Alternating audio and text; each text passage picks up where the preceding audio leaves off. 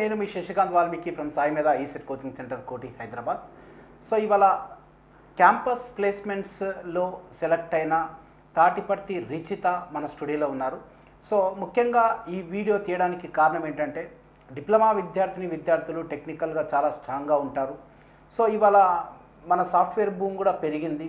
So ఈ software campus ప్లేస్మెంట్స్లో software ఇంజనీర్గా మీరు సెలెక్ట్ కావాలంటే మీరు ప్రిపరేషన్ స్ట్రాటజీ ఇప్పటి నుంచి ఎలా ఉండాలి, దేనిపైన మీ స్ట్రెంగ్త్ పెంచుకోవాలి అనే దానిపై ఒక చిన్న ఇంటర్వ్యూ ప్లాన్ చేశాము. ఎందుకంటే మన రిచిత మన Sai Meda ex student TS ECET 2019లో స్టేట్ 4th ర్యాంక్ సాధించి JNTUHలో బీటెక్ 3rd ఇయర్ కంప్లీట్ చేసుకొని ఇప్పుడు 4th ఇయర్కి ఎంటర్ అయింది. ఇప్పుడు వాళ్ళకి క్యాంపస్ ప్లేస్మెంట్స్ జరుగుతూ ఉన్నాయి. ఇంకా సో రకరకాల కంపెనీస్ వచ్చినాయి. అందులో ఒక మంచి టాప్ మోస్ట్ కంపెనీలో టెల్స్ట్రా అనే కంపెనీలో 8.2 lakhs per annum ఆ కంపెనీలో ఆమె సెలెక్ట్ అయింది.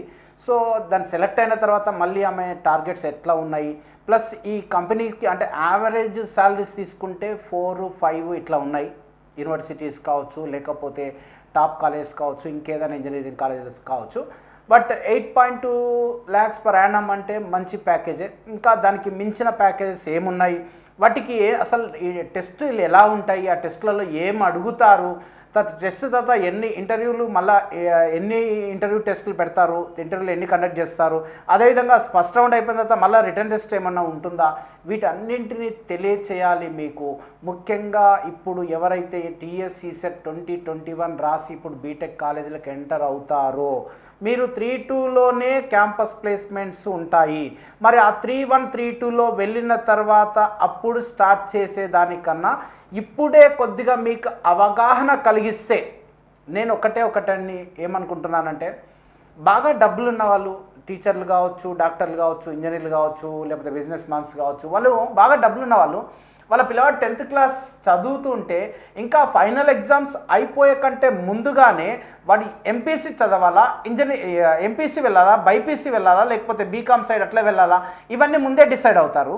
డిసైడ్ అయిపోయి కాలేజీలో 5,000 అడ్వాన్స్డ్ కూడా కట్టేసి వాళ్ళు కాలేజీలో కూడా జాయిన్ అవుతారు. కానీ అవేర్నెస్ లేని వాళ్ళు గవర్నమెంట్ కాలేజీలో, గవర్నమెంట్ స్కూళ్ళలో చదువుకున్న విద్యార్థులు వాళ్ళు 10th క్లాస్ అయిపోయిన తర్వాత నేను పాలిటెక్నిక్ వెళ్ళాలా, ఇంటర్ వెళ్తే ఎంపీసీ వెళ్ళాలా, బైపీసీ వెళ్ళాలా, ఇట్లా సరైన అవగాహన లేక అప్పటికప్పుడు డిసిషన్ తీసుకొని పోతే నార్మల్గా మిగిలిపోతాం. కాబట్టి నేను ఒక్కటే చెప్తున్నాను, బీటెక్ సెకండ్ ఇయర్కి ఎవరైతే ఎంటర్ అవుతున్నారో, బీటెక్ సెకండ్ ఇయర్ ఎవరైతే ఇంటర్మీడియట్ ద్వారా వెళ్ళి సెకండ్ ఇయర్ చదువుతున్నారో, అదేవిధంగా ఇప్పుడు 3rd ఇయర్కి ఎంటర్ అయ్యారో వీళ్ళందరికీ ఒక చిన్న విన్నపము, అవేర్నెస్ పెంచుకోండి. అవేర్నెస్ వచ్చే ఇన్ఫర్మేషన్ ఇచ్చే వీడియోస్ బాగా వాచ్ చేయండి. వాచ్ చేసిన తర్వాత వాటిని డెడికేటెడ్గా వర్క్ చేసి మీకు ఉన్న పర్సివరెన్స్ని మళ్ళీ దాన్ని ఏంటంటే implementation also very very important. ఎందుకంటే నీకు ఒక దానిపైన అవగాహన కలిగినప్పుడు రెగ్యులర్గా దానిపైన పని చేస్తే నువ్వు సక్సెస్ అయ్యే దాంట్లో ముందు వరుసలో ఉంటావు. కాబట్టి మనము ఈ సంవత్సరము CRT క్యాంపస్ రిక్రూట్మెంట్ ట్రైనింగ్, దానితో పాటుగా గేట్, దానితో పాటుగా గవర్నమెంట్ జాబ్స్, డిప్లొమాలకి గవర్నమెంట్ జాబ్స్ ఒక కోర్స్ కూడా ఇంటెన్సివ్ ఇంటిగ్రేటెడ్ ప్రోగ్రామ్ ఒకటి స్టార్ట్ చేస్తాము. కాబట్టి దీనికి సంబంధించిన అంటే మన స్టూడెంట్సే, మన డిప్లొమా స్టూడెంట్సే వాళ్ళతో ఫస్ట్ ఇంటర్వ్యూస్ తీస్తాను. అంటే రీసెంట్గా మనకు కొంతమందితో ఇంటరాక్ట్ అయ్యాను నేను. 5 lakhs, 6 lakhs, 4 lakhs, 8 lakhs ఇట్లా వీళ్ళందరితో ఇంటర్వ్యూ చేస్తాను. ఆ ఇంటర్వ్యూ ద్వారా ముఖ్యంగా మీరు ఎగ్జామ్లో ఏముంటాయి, వాటికి ఎట్లా ప్రిపేర్ కావాలి, ఇప్పుడు ప్రిపేర్ అయితే ఏమవుతుంది, తర్వాత ప్రిపేర్ అయితే ఏమవుతుంది, మరి ఈ విషయాలన్నీ ఒక్కసారి ఇప్పుడు తాటిపర్తి మన రిచితతో ఒక్కసారి డిస్కస్ చేద్దాం. Welcome to Sai Meda studio Richitha. First of all congratulations. ఎందుకంటే నేను ప్రౌడ్గా ఫీల్ అవుతున్నా. ప్రతి స్టూడెంట్కి ఒక ఫేవరెట్ టీచర్ ఉంటారు, అదేవిధంగా ఫేవరెట్ స్టూడెంట్స్ కూడా టీచర్స్కి ఉంటారు. అందులో నాకు ఫేవరెట్ స్టూడెంట్స్ కొంతమంది ఉంటారు. కొంతమందిలో మొదటి వరుసలో ఉండే అమ్మాయి రిచిత. ఎందుకనంటే టీఎస్ ఈసెట్ 2019లో స్టేట్ ఫస్ట్ ర్యాంక్ సాధించిన తర్వాత మళ్ళీ ఆ అమ్మాయి అప్పుడు అంటే ఈసెట్ ప్రిపేర్ అవుతున్న సమయంలోనే నేను కొద్దిగా ఎవరైనా పిల్లలు బాగా చదివే వాళ్ళంటే ఏదో ఒక టాస్క్ ఇస్తూ ఉంటాం జనరల్గా, క్వశ్చన్ పేపర్స్ ప్రిపేర్ చేయడమో లేదో. అప్పుడు ఈమె ఈ సెట్ ప్రిపేర్ అవుతున్నప్పుడే ఈమెకు కొన్ని స్టాండర్డ్ బుక్స్లు ఇచ్చి తర్వాత ప్రీవియస్ క్వశ్చన్స్ ఇచ్చి ఆ ప్రీవియస్ క్వశ్చన్స్ అన్ని చదువు, ఆ లెవెల్లో కొన్ని క్వశ్చన్స్ టిక్ పెట్టివంటే ప్రతి సబ్జెక్ట్కి 200-300 బిట్ల దాకా టిక్ పెట్టించినావు. సో అంటే ఏదైనా పని చెప్పినప్పుడు ఆ పనిని ఎవరైతే బాగా చేస్తారో ఆ పిల్లలు ఫేవరెట్గా తయారవుతారు. సో అదేవిధంగా మంచి ర్యాంక్ సంపాదించింది, మంచి కాలేజీలో సీట్ కొట్టింది. దాని తర్వాత మళ్ళీ కరోనా టైంలో సాయి మేధాలో అమ్మాయి దాదాపు 1 year 8 months దాదాపు 10-11 months సాయి మేధాలో వర్క్ చేసుకుంటూ చదువుకున్నది, మంచి పర్సంటేజ్ సంపాదించింది. అదేవిధంగా జస్ట్ ఈ వర్క్ చేసుకుంటూ ప్యారలల్గా క్యాంపస్ ప్లేస్మెంట్స్ కూడా అటెండ్ అయ్యి ఇవాళ టెల్స్ట్రా అనే కంపెనీలో, ఏం కంపెనీ అమ్మా? టెల్స్ట్రా అనే కంపెనీలో 8.2 lakhs per annum. సో దానికి సెలెక్ట్ అయింది. So once again congratulations. ఒక్కసారి రిచిత మాటల్లో విందాం అసలు క్యాంపస్ ప్లేస్మెంట్స్ అంటే ఏంటి, క్యాంపస్ ప్లేస్మెంట్స్కి అసలు క్యాంపస్ ప్లేస్మెంట్స్లో ఏమేం కంపెనీస్ వస్తాయి, వాటికి ఎలా అడుగుతాడో తెలుసుకుందాం. సో రిచిత, మరి నువ్వు చదువుకున్న కాలేజ్ ఒకసారి ఫస్ట్ స్టార్టింగ్ కానీ డిప్లొమా నుంచి స్టార్ట్ చేయమ్మా ఒకసారి.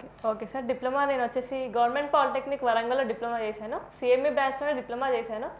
సో నాకు పర్సంటేజ్ వచ్చేసి 94% ఉండే. సో ఫర్దర్గా చిన్నప్పటి నుంచి ఒక డ్రీమ్ ఉంటుండే ఏంటంటే ఒక హైయెస్ట్ పొజిషన్లో ఉండాలి, అంటే ఫ్యామిలీలో కూడా మంచి పొజిషన్లో ఉన్న వాళ్ళు ఉన్నారు. సో వాళ్ళ పొజిషన్కి నేను వెళ్ళాలి అనుకున్నాను.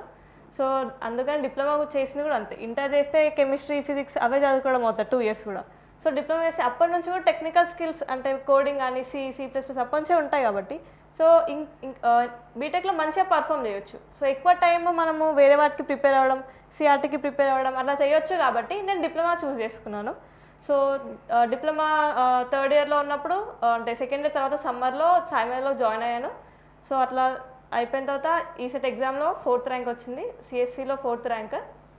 తర్వాత జేఎన్టీలో జాయిన్ అయ్యాను. జేఎన్టీలో జాయిన్ అయ్యాక 9-10 monthsకి కరోనా రావడంతో సో ఇంట్లో ఫినాన్షియల్గా కూడా కొంచెం ఇబ్బంది అయ్యేసరికి ఇంకా సాయిమేలో కొంచెం వర్క్ చేస్తూ ప్యారల్గా క్యాంపస్ ప్లేస్మెంట్స్ కూడా ప్రిపేర్ అయ్యాను. Very good. So campus placement అంటే మెయిన్గా క్యాంపస్ ప్లేస్మెంట్ అంటే ఇప్పుడు జేఎన్టీలో జాయిన్ అయిన తర్వాత నువ్వు అంటే డిప్లొమా కాలేజ్ వరంగల్లో చేసావు, సాయి మీద కోచింగ్ వచ్చావు. జేఎన్టీలో కాలేజ్లో జాయిన్ అయిన తర్వాత నీ నాలెడ్జ్ పరంగా కానీ ఎన్విరాన్మెంట్ పరంగా కానీ కొద్దిగా అప్డేట్ అవుతూ ఉంటారు, నాలెడ్జ్ పరంగా కానీ కొద్దిగా గెయిన్ చేస్తూ ఉంటారు నాలెడ్జ్. నీకేమనిపించింది జేఎన్టీ కాలేజ్లో జాయిన్ అయిన తర్వాత? జేఎన్టీ జాయిన్ నాకు ఒకటి అర్థమైంది ఏంటంటే టెక్నికల్ పరంగా డిప్లొమా వాళ్ళు ఓకే ఉంటారు.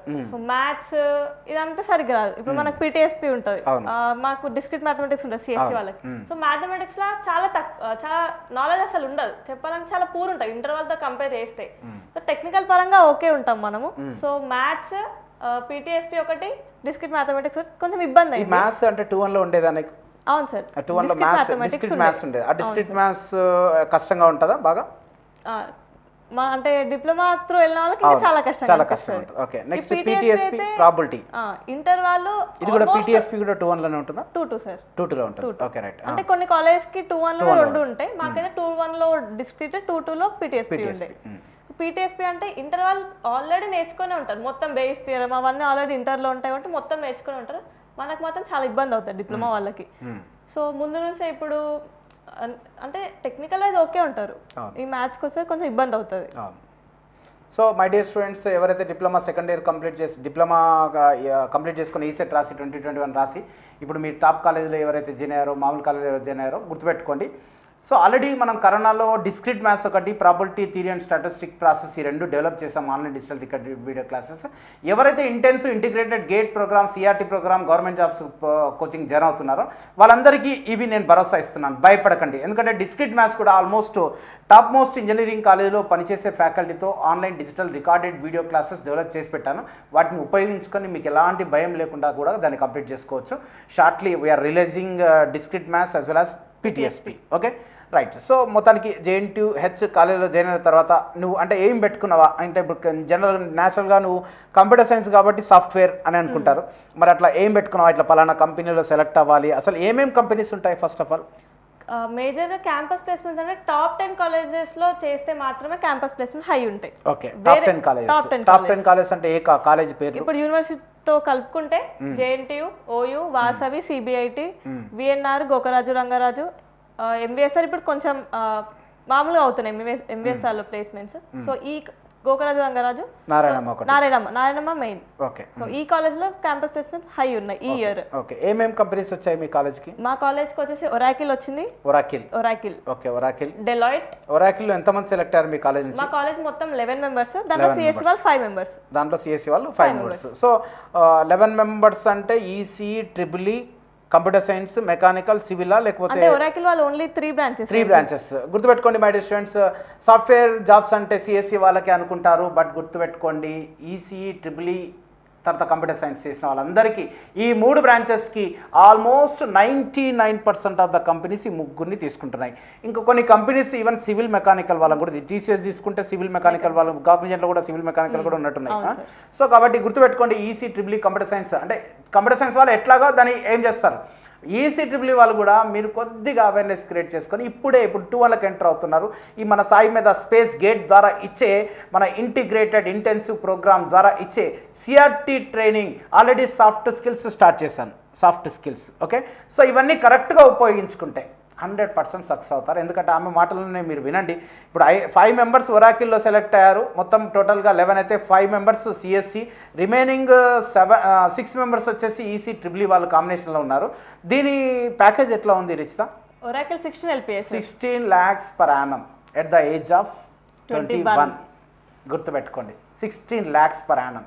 కాబట్టి కొద్దిగా గట్టిగా మీరు సంకల్పించి పట్టుదలతో మీరు పనిచేస్తే మాకు సంబంధం లేదు, సి లాంగ్వేజ్ మేము నేర్చుకోలేదు అనుకోకుండా వీటిని కరెక్ట్గా మనం ఇచ్చే కంటెంట్ ఉపయోగించుకుంటే మాత్రం 100% మీరు కూడా సిఎస్సి వాళ్ళకు ఈక్వల్ శాలరీ సంపాదిస్తారు. ఇంకొకటి ఏంటంటే ఇప్పుడు ఆల్మోస్ట్ నేను ఒక మాట విన్నా, చాలామందితో ఇంటరాక్ట్ అయ్యా. కంప్యూటర్ సైన్స్ ఈసీ వాళ్ళు వస్తూ ఉంటే ఇద్దరు దాంట్లో ప్రిఫరెన్స్ సిఎస్సి వాళ్ళకి ఇస్తున్నారు, at the same time EC వాళ్ళకి ఎక్కువ ఛాయిస్ మొగ్గు చూపుతున్నారని. ఎందుకంటే ఈసీ, ట్రిపుల్ ఈ వాళ్ళు ఏంటంటే ఒక అట్లా స్టిక్ అయి ఉంటారు, కంప్యూటర్ సైన్స్ వాళ్ళు అయితే వీళ్ళకి కొద్దిగా తెలివి ఎక్కువ ఉంటుంది, వీళ్ళు జంప్ అవుతుంటారు. కానీ కూడా అందుకే ప్రియారిటీ ఇచ్చినప్పుడు కూడా వీళ్ళకి ఇద్దరికి ఈక్వల్ ఇస్తున్నారు, కంప్యూటర్ సైన్స్ ఒక్కరికే కాదు, గుర్తుపెట్టుకోండి. కాబట్టి మీరు వాళ్ళకి ఈక్వల్గా మీరు ప్రిపేర్ అయితే ఈక్వల్గా వాళ్ళకి మీరు జాబులు సంపాదించవచ్చు. రైట్ రిచిత, ఒరాకిల్ తర్వాత ఏమొచ్చింది రిచిత? టీసీఎస్ 2 ఉంటాయి, డిజిటల్ ఒకటి, నింజా ఒకటి. డిజిటల్ ఒకటి, నింజా. డిజిటల్ ఎట్లా ఉంది ప్యాకేజ్? డిజిటల్ 7 LPA ఉంటుంది, 7 LPA. నింజా వచ్చేసి 3.5. What is the difference digital and Ninja? Digital అంటే coding knowledge, complete technical skills, coding కొంచెం బెటర్ పర్ఫార్మ్ చేసిన వాళ్ళకి డిజిటల్ ఇస్తారు. అవును, ఇప్పుడు చిన్న పిల్లలు కూడా కోడింగ్ నేర్చుకోవాలంటే అసలు వాట్ ఈస్ కోడింగ్? కోడింగ్ అంటే ఒక ప్రాబ్లం ఇస్తే మీరు దాన్ని అనలైజ్ చేసి దాని కొంచెం సొల్యూషన్ రాయాలి. ఆ సొల్యూషన్ ఏ లాంగ్వేజ్ లో రాయాలి అది మన ఇష్టం. అంటే సిలోనా, C++, జావానా, పైథానా ఇట్లా ఏమో ఉంటాయి కదా, అది మొత్తం మన ఇష్టం. అంటే ఇప్పుడు మొత్తానికి కోడింగ్ నేర్చుకోవాలి అంటే అన్నింటిపైన బేసిక్ నాలెడ్జ్ అవసరమా లేదంటే ఒక్క లాంగ్వేజ్ నేర్చుకుంటే సరిపోతుందా? సార్ దేంట్లో అయినా కామన్వి లూప్స్ అవైతే కామన్ ఉంటాయి. సో బేసిక్ అవి నేర్చుకొని ఫస్ట్ ఒక లాంగ్వేజ్ సెలెక్ట్ చేసుకోవాలి. మీరు దేంట్లో అయితే కోడింగ్ చేద్దాము అనుకుంటున్నారో నేను ఒక క్వశ్చన్ అడుగుతున్నా నీకు. కోడింగ్ రాయాలి, కోడింగ్ చేయాలి అంటే ఫస్ట్ ఆఫ్ ఆల్ అన్నింటిపైన మినిమం నాలెడ్జ్ ఉండాలా, అవసరం లేదా? అవసరం లేదు. సింటాక్స్ ఒకటే మారుతాయి, అంటే minimum basics C++, DBMS, Java basics ఉండాలి. బేసిక్స్ కంపల్సరీ ఉండాలి. సింటాక్స్ మొత్తం సేమ్ కాన్సెప్ట్ సేమ్ ఉంటాయి, సింటాక్స్ డిఫరెంట్ ఉంటాయి. సో ఏ లాంగ్వేజ్ చూస్ చేసుకోవాలి కోడ్ రాయడానికి అనేది మన ఇష్టం.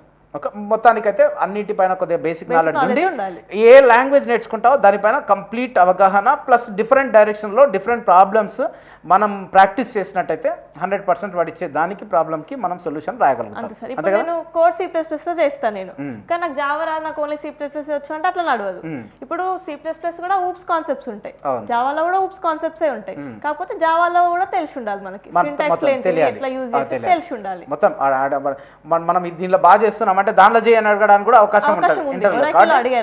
కాబట్టి my dear students, C++, Java ఇంకా అంతే సరిపోతాయి, ఇవి సరిపోతాయి. ఇంకా కొన్ని కంపెనీస్ ఏదో పైథాన్, డేటా సైన్స్ వాటిని కూడా అడుగుతున్నారు.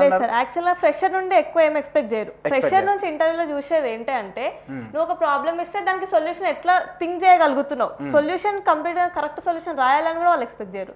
నువ్వు ఎట్లా థింక్ చేస్తున్నావు, ఎక్కడ వరకు రాయగలుగుతున్నావు, వాళ్ళకి ఎలా యూస్ఫుల్ అంటే నువ్వు యూజ్ అవ్వాలి కదా వాళ్ళకి. నీకు 8 LPA 16 LPA ఊరికైనా ఇవ్వరు కదా. సో వాళ్ళకి ఎలా యూజ్ అవుతావు. ఇప్పుడు ఇంటర్వ్యూలో పజిల్స్ క్వశ్చన్స్ కూడా అడుగుతారు. అవును. పజిల్స్ అంటే ఇప్పుడు ఈ బాక్సెస్ లో ఇన్ని బాల్స్ ఉన్నాయి, నువ్వు ఒకటేసారి బాల్ తీయాలి, అది ఏ కలర్ బాల్, ప్రాబిలిటీస్ లాగా క్వశ్చన్స్ ఉంటాయి కదా, పజిల్స్ అడుగుతారు. అంటే ఎక్కడి వరకు థింక్ చేస్తున్నావు అట్లాంటివి అడుగుతారు. ఇంటర్వ్యూలో కూడా కోడ్ రాయమని అడుగుతారు. ఇంటర్వ్యూలో ఆ కోడ్ని ఎక్స్ప్లెయిన్ చేయడం అదంతా కూడా ఉంటుంది. ఇంటర్వ్యూలో మెయిన్గా ఏంటంటే ఏ బ్రాంచ్ వాళ్ళైనా కూడా జావాలో OOPs concepts, C++, DBMS, SQL queries idea ఉండాలి, ఆపరేటింగ్ సిస్టమ్. కొన్ని కంపెనీస్ నెట్వర్క్స్ కూడా అడుగుతారు. Networks, data structure and algorithms కూడా main important. So my dear students, మళ్ళీ ఒకసారి C ఒకటి, C++ ఒకటి, జావా ఒకటి, ఆపరేటింగ్ సిస్టమ్ ఒకటి, తర్వాత నెట్వర్కింగ్ అంటే ఇప్పుడు C++, జావా అనేది అంత కామన్ అనమాట. ఏ స్టూడెంట్ అయినా నేర్చుకోవచ్చు. ఎవరైనా ప్రతి ఒక్కరు నాది కంప్యూటర్ సైన్స్ బ్రాంచ్ కాదు అనుకోవద్దు, ప్రతి ఒక్కరు నేర్చుకోవచ్చు. సో మనం దానికి సంబంధించిన కంటెంట్ కూడా మంచి సాఫ్ట్వేర్ ట్రైనర్స్ తోటి డెవలప్ చేపిస్తున్నాం. కరెక్ట్గా ఉపయోగించుకుంటే మీరు 100% సక్సెస్ అవుతారు. అదేవిధంగా దాంతోపాటుగా ఆపరేటింగ్ సిస్టమ్ పైన కొద్దిగా నాలెడ్జ్ గెయిన్ చేయండి. తర్వాత నెట్వర్కింగ్ పైన ఆల్రెడీ ఈసీ వాళ్ళకి కొద్దిగా ఐడియా ఉంటుంది. డేటా కమ్యూనికేషన్, కంప్యూటర్ నెట్వర్క్స్ వాళ్ళు ఆల్రెడీ డిప్లొమా చదువుకుంటారు, మళ్ళీ అక్కడ కూడా చదువుకుంటారు, బీటెక్లో కూడా కంప్యూటర్ నెట్వర్క్స్ చదువుకుంటారు. కాబట్టి దీనిపైన గ్రిప్ ఉంటుంది. మీరు నేర్చుకోవాల్సింది కొద్దిగా ఆపరేటింగ్ సిస్టమ్ అండ్ ఈ లాంగ్వేజెస్ నేర్చుకోవాలి. రైట్. సో టీసీఎస్లో డిజిటల్ అండ్ నింజా అంతేనా? 7 lakhs per annum ఒకటి, 3.3 lakhs. తర్వాత నెక్స్ట్ ఇంకేం కంపెనీ? డిలైట్ వచ్చిందా? ఓకే. ఎంత ప్యాకేజ్? 7.6 lakhs. ఇంకా నెక్స్ట్ కాగ్నిజెంట్, వెరిజోన్. కాగ్నిజెంట్ లో మళ్ళీ ఏదో ఉంటాయి కదా, టైప్స్ ఏమో ఉంటాయి కదా? 3 types ఉంటాయి కాగ్నిజెంట్ లో. నెక్స్ట్ ఎలివేట్, జెన్సీ ఒకటి, ఎలివేట్ ఒకటి, జెన్సీ నెక్స్ట్ ఒకటి. దేనికి ఎట్లా ఉన్నాయి? జెన్సీ నెక్స్ట్ ఎంత? జెన్సీ నెక్స్ట్ అయితే 6.5 package, 6.5. Elevate 4.5, Gen Z 4. Okay. So అది కూడా నాలెడ్జ్ అంటే ఇప్పుడు టెక్నికల్ ఎక్కువ నాలెడ్జ్ ఉంటే జెన్సీ నెక్స్ట్. ఇప్పుడు ఇంటర్వ్యూ పాయింట్ ఆఫ్ వ్యూ చెప్తున్నాను మొత్తం. సో దానికంటే ముందు ఒక ఎగ్జామ్ పెడతారు మనకి. ఆ ఎగ్జామ్ అనేది చాలా ఇంపార్టెంట్. ఆ ఎగ్జామ్ లో అన్ని aptitude, reasoning, verbal. First of all అంటే ఏ కంపెనీకైనా కూడా రిటర్న్ టెస్ట్ ఉంటుంది కదా? ఏ కంపెనీ అయినా రిటర్న్ టెస్ట్ కి first of all merit base చేసుకున్నా, కట్ ఆఫ్ బేస్ చేసుకున్నా? అట్లా సార్, మినిమం ఒక 60% ఉంటే ఏ కంపెనీ అయినా ఎలిజిబుల్. అంటే ఫస్ట్ ఆఫ్ ఆల్ అంటే డిప్లొమా పర్సంటేజ్ కూడా చూస్తారా? 10th కూడా చూస్తారు. 10th క్లాస్ పర్సంటేజ్ చూస్తారు, డిప్లొమా పర్సంటేజ్ చూస్తారు, బీటెక్ పర్సంటేజ్ చూస్తారు. బ్యాక్లాగ్స్ ఏమీ ఉండకూడదు, అంతేనా? అంతే. బ్యాక్లాగ్స్ ఏమీ ఉండకూడదు, మెయింటైన్ చేయండి. కొన్ని కంపెనీస్ అలౌ చేస్తారు, తక్కువ package. So majority of the companies మాత్రం కంపల్సరీగా నో బ్యాక్లాగ్స్, 70%, 65 to 70% స్టాండర్డ్ సరిపోతుంది. అంటే అది కామన్ అందరికి వస్తున్నాయి 70%. అవునా? బీటెక్ లో పోయినా కొద్దిగా తక్కువ వస్తాయి డిప్లొమా వాళ్ళకి. సో డిప్లొమాలకి బీటెక్లో కొన్నాక కొద్ది పర్సెంటేజ్ తగ్గుతాయి. ఇక్కడ మీరు 900, 890 ఇట్లా కొట్టిన వాళ్ళు కూడా 70-75 అనేది కింద మీద తగ్గింది అని. సో అడిగితే ఆన్సర్ చెప్తాం మనం. ఎందుకంటే డిప్లొమాలో సార్ మేము ఎట్లా రాసినా కూడా ఏ గ్రామటికల్ ఎట్లా ఉన్నా ఎట్లా చేసినా దాని మీనింగ్ ఉంటే చాలు వేసేవాళ్ళు మార్కులు. బట్ ఇక్కడ మొత్తం A to Z మొత్తం బ్యాలెన్స్ చేసుకోలేకపోయినాం. ప్లస్ ఇంకోటి ఏంటంటే ఇంటర్మీడియట్కి డిప్లొమాకి తేడా ఏంటంటే, ఇంటర్మీడియట్ చదివే నుంచి వచ్చే వాళ్ళందరూ ఏంటంటే నారాయణ చైతన్య కాలేజ్ చదువుకుని ఉంటారు. వాళ్ళు రెగ్యులర్గా స్లిప్ టెస్ట్లు, డైలీ టెస్ట్లు, వీక్లీ టెస్ట్లు అన్నీ ఎన్నో రాసింటారు. మనము ఒక మిడ్ ఎగ్జామ్, 2 మిడ్ ఎగ్జామ్స్, డైరెక్ట్గా sem exam. So writing skills వల్ల కొద్దిగా లాగింగ్లో ఉంటారు. ఓకే. సో మనం ఫస్ట్ ఆఫ్ ఆల్ ఏ కంపెనీకైనా కూడా ఒక రిటర్న్ టెస్ట్ ఉంటుంది. ఆ రిటర్న్ టెస్ట్లో ఏమేమి ఉంటాయి? సబ్జెక్ట్స్ ఏమేమి ఉంటాయి? యాప్టిట్యూడ్ ఉంటుంది, యాప్టిట్యూడ్ ఒకటి, verbal, reasoning, technical questions. So aptitude, reasoning, verbal అంటే ఇంగ్లీష్ అంతే కదా? English, passages, meanings, synonyms, antonyms. Right. ఈ యాప్టిట్యూడ్ విషయానికి వస్తే యాప్టిట్యూడ్ ఏ లెవెల్లో ఉంటుంది? యాప్టిట్యూడ్ అంటే ఇప్పుడు 10th క్లాస్ కాదు కదా, 8th నుంచే ఉంది యాప్టిట్యూడ్. టైమ్ అండ్ డిస్టెన్స్ మనం చిన్నప్పుడే చదువుకున్నాం. ఓకేనా? క్లాక్స్ గురించి చదువుకున్నాం, బోర్డ్స్ గురించి చదువుకున్నాం, ఓకేనా? క్యాలెండర్స్ గురించి చదువుకున్నాం, అన్నిటి గురించి చదువుకున్నాం. అంటే ఆ లెవెల్ ఆఫ్ క్వశ్చన్స్ ఎట్లా ఉంటాయి? మారుతుంటాయి. అంటే ఇప్పుడు గేటుకు ఉంది, ఈఎస్సీకి ఉంది, పోలీస్ కానిస్టేబుల్కి ఉంది, ఎస్ఐకి ఉంది, ఇట్లా అన్నింటికి ఉంది యాప్టిట్యూడ్, రీజనింగ్. మన లెవెల్ ఆఫ్ క్వశ్చన్స్ ఈ యాప్టిట్యూడ్, రీజనింగ్ దీనిపైన మనకి ఈ యొక్క ఇంటర్వ్యూస్లలో అదే మన ఈ యొక్క క్యాంపస్ ప్లేస్మెంట్స్ రిటర్న్ టెస్ట్కి ఎలా అడుగుతుంటారు?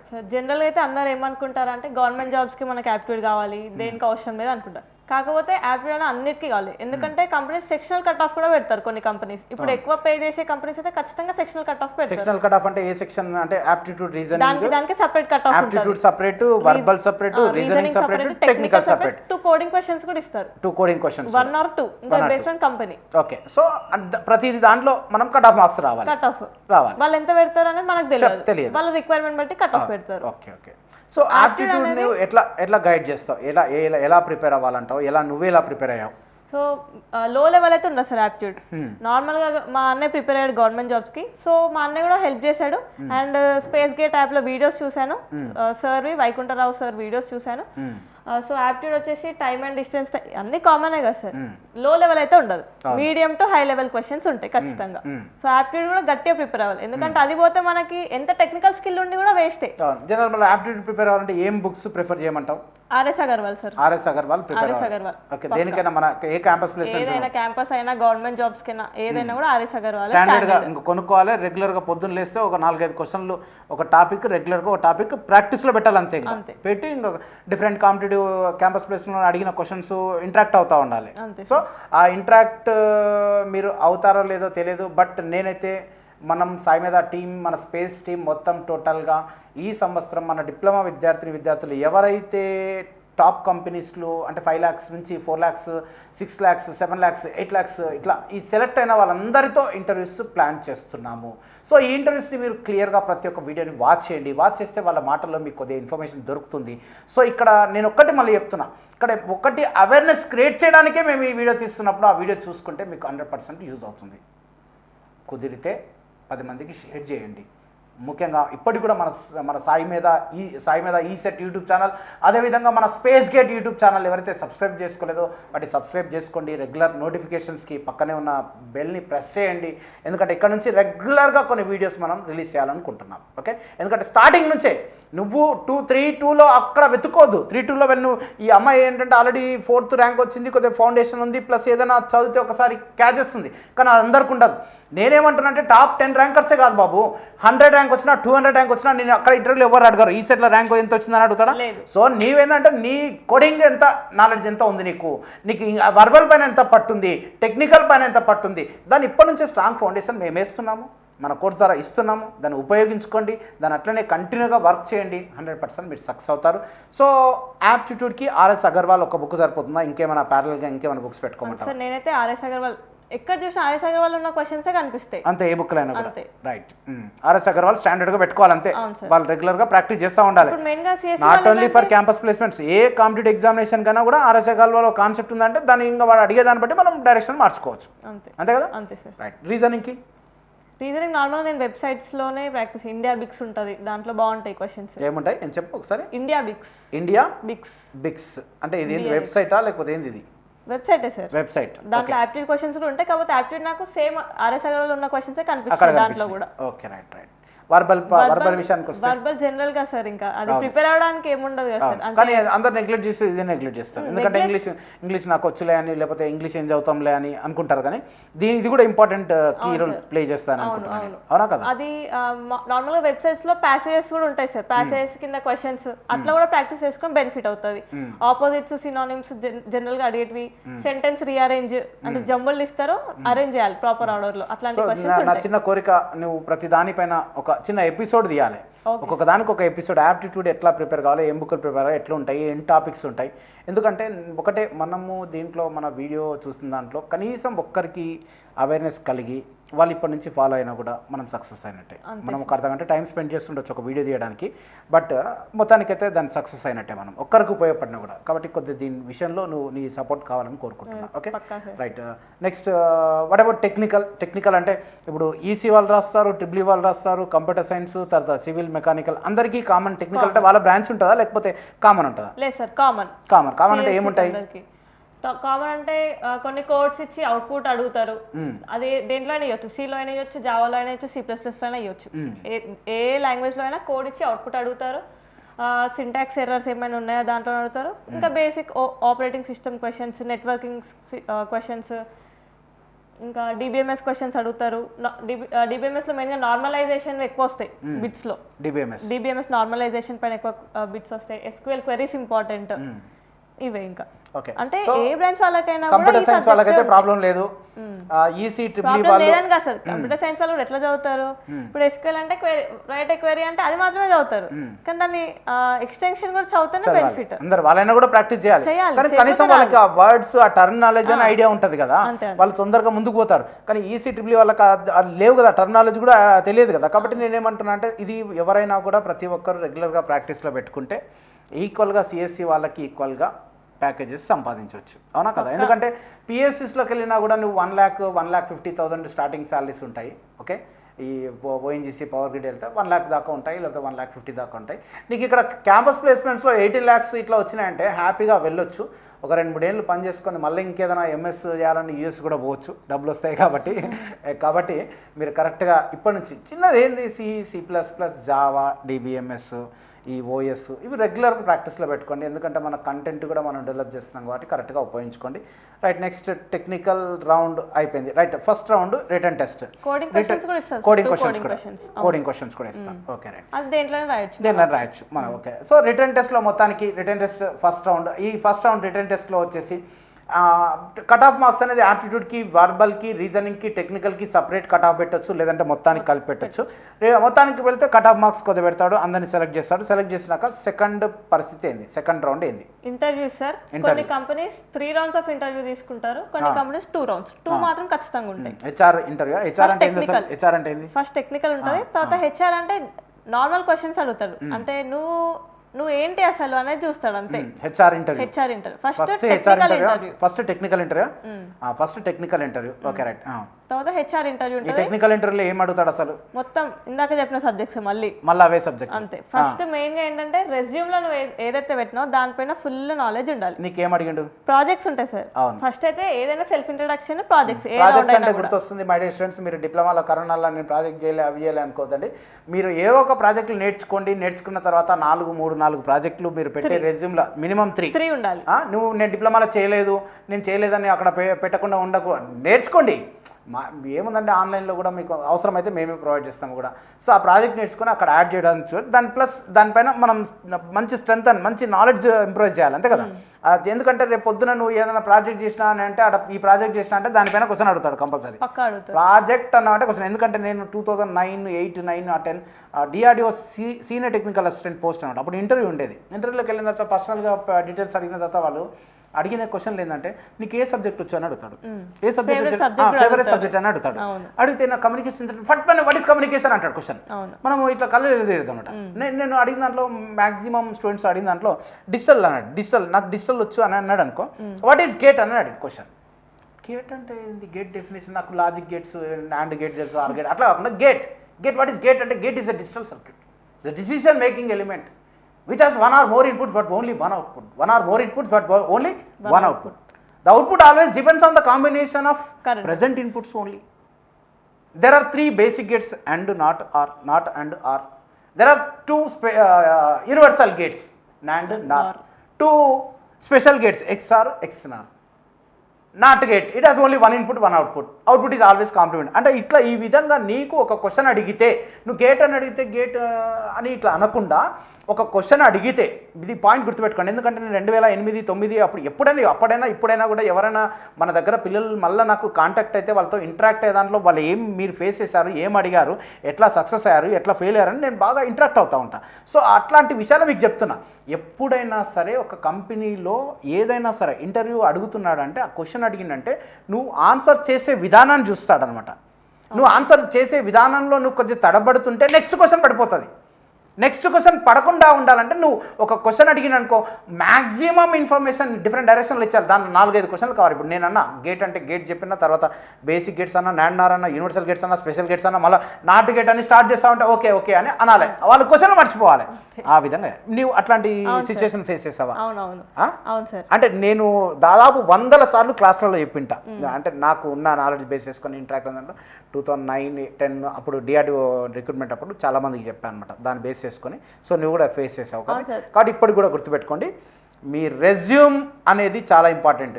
ఇవాళ రేపు ఎట్లా ఉన్నారంటే రెజ్యూమ్ రాయడానికే రాదే మరి, అంత దరిద్రమైన పొజిషన్లో ఉన్నారు. రేపు పొద్దున ఏదైనా అప్లై చేయాలంటే ఎవరు రెజ్యూమ్ పంపించు అని దాన్ని జస్ట్ పేర్లు మాడిఫికేషన్ చేసి పంపిస్తూ ఉన్నారు. జస్ట్ సెకండ్స్లో గుర్తుపడతారు. నువ్వు రెజ్యూమ్ కాపీ చేసావా లేదా అని. ఎందుకంటే నిన్న మనం ఒక ఆయన సాఫ్ట్ స్కిల్స్ ట్రైనర్తో మాట్లాడుతున్నప్పుడు ఆయన ఫస్ట్ మాట్లాడింది రెజ్యూమ్ గురించే మాట్లాడినాను. రెజ్యూమ్ ప్రిపరేషన్ గురించి కూడా మీకు ఒక కంప్లీట్ ఒక వీడియో ద్వారా తెలియజేస్తాం. దాన్ని కంప్లీట్ వీడియో వాచ్ చేయండి. ఎందుకంటే ఫైనల్గా ప్రతి ఒక్క ఫ్యాక్టర్ మీ యొక్క సక్సెస్ని డిసైడ్ చేస్తుంది. బట్ దేన్ని కూడా నెగ్లెక్ట్ చేయదు, దేన్ని కూడా. ఎందుకంటే మీ లైఫ్ సెటిల్ అవుతుంది అని అనుకుంటే ప్రతి ఒక్క చిన్న విషయాన్ని కూడా చాలా జాగ్రత్తగా మనం పాటించాలి. Okay right. So return test అయిపోయింది.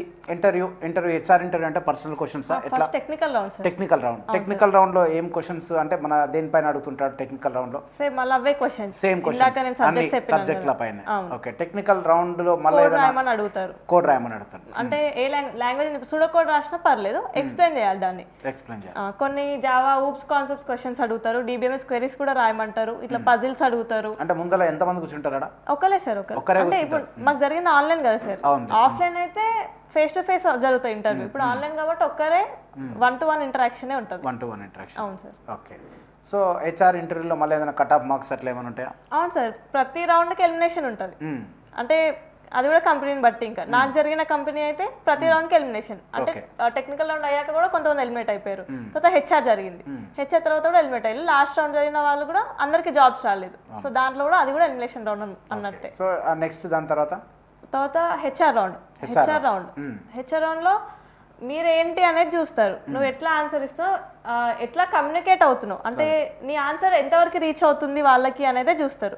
లైక్ ఇప్పుడు ఎందుకు బీటెక్ చేస్తున్నావు నువ్వు అంటే కూడా నీ దగ్గర ఆన్సర్ ఉండాలి. నన్ను అడిగిన క్వశ్చన్, ఎందుకు బీటెక్, ఎందుకు డిప్లొమా చేసావు నువ్వు, ఆ కంపెనీకి నువ్వు ఎట్లా సూటబుల్, ఈ కంపెనీ నీకు ఎలా యూజ్ అవుతుంది అనుకుంటున్నావు, నీ ఫ్యూచర్కి, నీ ఫ్యూచర్ ప్లాన్స్ ఏంటి, నువ్వు హైయర్ స్టడీస్ చేస్తావా, రీలొకేట్ అవుతావా, అంటే వేరే దగ్గర ఇస్తే వెళ్తావా, నీ స్ట్రెంగ్స్ ఏంటి, నీ ఇంట్రెస్ట్లు ఏంటి. ఏదో స్ట్రెంగ్స్ ఇంట్రెస్ట్ అంటే నాకు మ్యూజిక్ అంటే ఇంట్రెస్ట్, నాకు క్రికెట్ అంటే ఇంట్రెస్ట్, ఏదో ఒకటి పెట్టేస్తారు. కానీ దాని గురించి కూడా నాలెడ్జ్ కావాలి. మ్యూజిక్ అంటే ఇంట్రెస్ట్ అంటే మ్యూజిక్ పైన కూడా క్వశ్చన్ అడుగుతారు. Who is your favourite singer, నన్ను అడిగిరు అదే.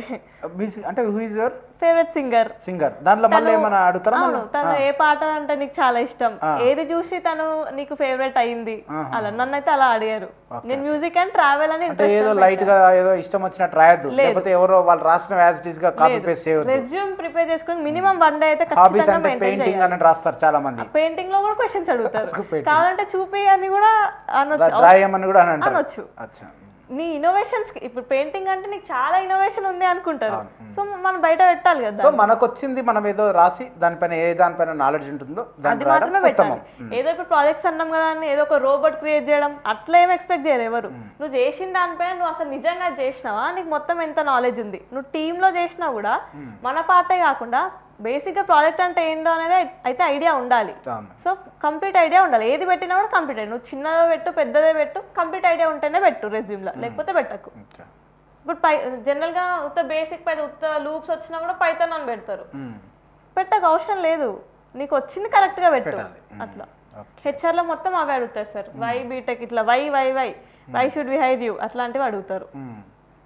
హౌ కంపెనీ సూట్స్ యూ, నిన్ను హైర్ చేసుకోవడం వల్ల మాకేంది బెనిఫిట్, అట్లా అడుగుతారు. సో టెక్నికల్ రౌండ్ హెచ్ఆర్ తర్వాత మేనేజర్. అందరికి ఉండదు మేనేజర్, కొన్ని కంపెనీస్ మాత్రమే ఉంటుంది మేనేజర్. మేనేజర్ అయితే రెజ్యూమ్ లైన్ టు లైన్ నువ్వు ఆబ్జెక్టివ్ పైన రాస్తాము. మేనేజర్ అంటే combination of technical HR, 2 questions అడుగుతారు. అంటే నీ రెజ్యూమ్లో ఏం పెట్టో అడుగుతారు. రెజ్యూమ్లో మనము టెక్నికల్ స్కిల్స్ పెడతాం కదా, సో అవి క్వశ్చన్స్ అడుగుతారు. హెచ్ఆర్ క్వశ్చన్స్, స్ట్రెంగ్స్, వీక్నెస్ వాళ్ళ క్వశ్చన్స్, వాళ్ళకి సంబంధించిన క్వశ్చన్స్ అడగరా? అడగచ్చు సార్. రెజ్యూమ్లో వాళ్ళు ఏం పెట్టుకుంటే దాన్ని బట్టి అడుగుతారు మేనేజర్లో. ఇప్పుడు ఆబ్జెక్టివ్ రాస్తాం మనం పైన, ఏదో ఇంటర్నెట్ లో ఆబ్జెక్టివ్స్ ఫర్ రెజ్యూమ్ అని కూడా వస్తాయి, దాని మీనింగ్ తెలియకుండా పెడతాం. సో కొట్టిన తప్పేం లేదు, దాని మీనింగ్ తెలుసుకొని పెట్టాలి రెజ్యూమ్లో. ఏది పెట్టినా కూడా దానికి ఆన్సర్ ఇచ్చేలా. ఇప్పుడు నా స్ట్రెంగ్స్లో నేను అడాప్టివ్ అని పెట్టిన ఒకటి స్ట్రెంగ్త్. ఏ సిచ్యువేషన్ జరిగితే నీకు అది నీ స్ట్రెంగ్త్ అని తెలిసింది నీ లైఫ్లో అని కూడా అడిగిన నన్ను. సో అడాప్టివ్ అంటే నేను 5th class నేను ఫస్టే మెన్షన్ చేశాను ఏమని, ఇది వినడానికి మీకు చిన్నగానే అనిపిస్తుంది, కాకపోతే నాకైతే చాలా పెద్ద అచీవ్మెంట్ ఇది అడాప్టివ్ నేచర్లో. ఎందుకు అంటే నేను 5th class వరకు ప్రైవేట్ స్కూల్స్లో చదువుకున్నా. 6th లో నేను కేవీ జాయిన్ అయినా, కేంద్రీయ విద్యాలయాన్ని. సిబిఎస్ఈ సిలబస్ ఉంటుంది, మొత్తం ఆల్ ఓవర్ ఇండియాలో ఉంటుంది స్కూల్స్, బ్రాంచెస్ ఉంటాయి. సో మొత్తం ఫ్యాకల్టీ కమ్యూనికేషన్కి హిందీ ఇంగ్లీషే వాడతారు, తెలుగు వాడరు. నాకు అప్పటి వరకు హిందీ లాంగ్వేజ్ మాట్లాడడానికి రాదు, సాంస్క్రిట్ అంటే ఏందో కూడా తెలియదు నాకు అప్పటి వరకు. సో 6th class లో నాకు హిందీ ఉండే, సాంస్క్రిట్ ఉండే. హిందీ కూడా బేసిక్ వచ్చు అంతే. సో నేను ఒకటేసారి 90s first rank second rank నుంచి నాకు C2 కూడా వచ్చింది 6th క్లాస్లో. C2 గ్రేడ్ వరకు పోయి మళ్ళీ నాకు 2 years పట్టింది చెప్పాలంటే. 1.5 2 years చాలా స్ట్రగుల్ అయినా నేను ఆ స్కూల్లో. సో నేను 8th క్లాస్లో సడన్గా నాకు మ్యాథ్స్లో 45-40 రావడం, ఆ మ్యాథ్స్లో ఏదైతే 40/40 వచ్చో అక్కడ నుంచి నా ఇంట్రెస్ట్ పెరిగింది. ఆ స్కూల్లో అయినా కూడా ఇంట్రెస్ట్ పెరిగింది. లాస్ట్కి నేను క్లాస్ మానిటర్ స్టేజ్ కూడా పోయినా స్కూల్లో. సో అదైతే చాలా అడాప్టివ్ అనిపించింది నాకు. ఆ క్లాస్ మానిటర్ రేంజ్ చాలా పెద్ద అచీవ్మెంట్ లాగా అనిపించింది ప్రతి స్టూడెంట్కి ఒక్కసారి దేంట్లో అయినా మనము సక్సెస్ అయినాం అనుకోండి, స్కూలింగ్లో ముఖ్యంగా దానిపైన ఇంకా ఇంట్రెస్ట్ పెరుగుతూ ఉంటుంది. అంతే. కొంతమంది ఏంటంటే క్రికెట్ ఆడుతూ ఉంటారు, సపోజ్ 2-3 4 కొట్టిరు అనుకో ఫస్ట్ బ్యాట్ పట్టుకొని, వాడు ఇంకా మొత్తం ఆడుతూనే ఉంటాడు. కాబట్టి మీరు స్కూలింగ్లో ఏదైతే నేర్చుకుంటారో అది కంపల్సరీగా అది మీకు క్యారీ అవుతూ ఉంటుంది. So anyhow I wish you all the best. మన నెక్స్ట్ అంటే ఇదే కంపెనీ ఇంకేమైనా ఇంట్రెస్ట్? లేదు సార్, ఇంకా అటెంప్ట్ చేయాలి. అవును సార్, చేస్తాను. అంటే మాకు కేటగిరీస్ ఉంటాయి. ఇప్పుడు అంటే నేను 10 above ప్యాకేజ్ మాత్రమే రాయొచ్చు. 10 above బిలో 8 రాయొద్దు. ఇంకా 8 హైయెస్ట్ కదా సార్. 8 తర్వాత 2 lakhs ప్లస్ చేంజ్ ఉంటే రాయాలి. 10+ రాయాలి ఇప్పుడు నేను. సో 10+ ఈ ఇయర్ మొత్తం వస్తాయి ప్లేస్మెంట్స్. ఈ ఇయర్ మొత్తం ట్రై చేస్తాను. అట్లా కాదు అంటే ఆఫ్ క్యాంపస్ కూడా ట్రై చేస్తాను. మాక్సిమం నాకు ఎంతైతే అంత ట్రై చేస్తాను. సో అట్లా 2 years చేస్తా. ఇంకా ఫర్దర్ తెలంగాణ మొత్తం హైయెస్ట్ ప్యాకేజ్ ఎంత ఉంది? లాస్ట్ టైం అంటే 2021 పాస్ అవుట్స్ కి అయితే 2021 42 LPA మైక్రోసాఫ్ట్. 42 ఎంత మందికి? మా కాలేజ్ నుంచి ముగ్గురు. So my dear diploma technocrats, అట్లాంటి కంపెనీస్లో కనీసం ఒక్కరైనా ఉండాలి. మన డిప్లొమా టెక్నోక్రాట్ కనీసం ఒక్కరైనా ఉండాలి. దాని కొరకు మన స్పేస్ టీమ్, సాయిమేధ టీం, మన డైరెక్టర్ జేసీ రుద్రపాటి సార్ మొత్తం టోటల్ అందరూ దీనికి ఒక స్కెచ్ చేసి కరెక్ట్గా మనం ఇంప్లిమెంట్ చేయబోతా ఉన్నాం. ఈ ప్రోగ్రామ్ని కరెక్ట్గా ఇంటెన్సివ్ ఇంటిగ్రేటెడ్ గేట్ CRT ప్రోగ్రామ్ని కరెక్ట్గా ఉపయోగించుకోండి. సో దీన్ని ఉపయోగించుకొని మీరు సక్సెస్ కావాలని మనస్ఫూర్తిగా కోరుకుంటూ నేను మీ శశికాంత్ వాల్మీకి, సాయిమేధ స్పేస్ కోటి, Hyderabad. Thank you very much.